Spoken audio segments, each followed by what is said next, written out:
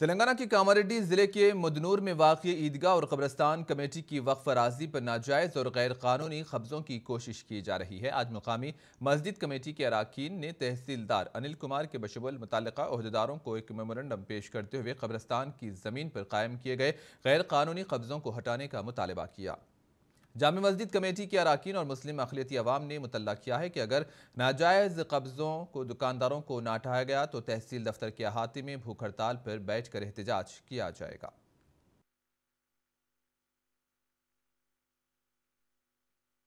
Memorandum दिए ईदगाह की ज़मीन के ऊपर गैर कब्ज़े होके कुछ दिनों से लोग कब्ज़ा करके बैठे हुए हैं और 2015 से वक्फ बोर्ड से हम इसको पैरवी करे थे। वक्फ बोर्ड से भी कुछ नोटिस आए, वक्फ बोर्ड से ईओ भी आया, आगे जो भी है एमआरओ ऑफिस में नोटिस आए, मगर यहाँ पे जो है आने के बाद नोटिस को रोक दिया जा रहा।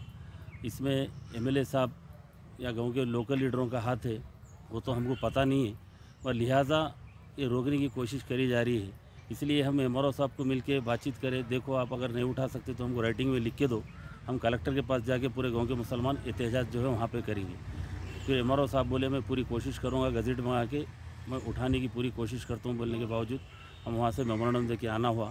फिर इसके पीछे हनुमान सिंधे साहब जो है रमज़ान में आए, 2-4 बार हमारे पास आए मस्जिद के पास, पूरे मुसलमानों उनकी गुलपोशी करे हार से।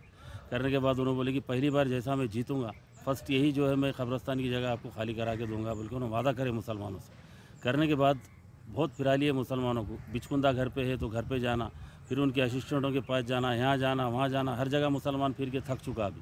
फिर मुसलमान फिर बोले कि भैया हमारे से कुछ हो रहा ही नहीं है। एमएलए साहब से बार बार उनको घुमाते गए एमएलए साहब, मैं एमआरओ को फ़ोन करता हूँ। अभी तक 4 एमआरओ ट्रांसफ़र हो गए 2015 से और नोटिस आके वहीं रुके भी है। मैं हनुमान सिंधे साहब से एक ही डिमांड कर रहा हूँ कि आप जो है मुसलमानों के साथ वोटां ले लेने के बाद अब वोटों के लिए इस्तेमाल मत करिए मुसलमानों को। केसीआर साहब बोलते कि सब सेकुलर है, मेरी हुकूमत है, सेकुलर जो है मैं सबके साथ इंसाफ करूंगा। आपका एमएलए कहाँ इंसाफ कर रहा मुसलमानों के साथ? मैं ये पूछना चाह रहा हूँ केसीआर साहब से। जो है 2015 से आज तक एमएलए साहब 2 बार एमएलए बन गए और आज तक घुमा के मुसलमानों के साथ कोई इंसाफ नहीं करे मिल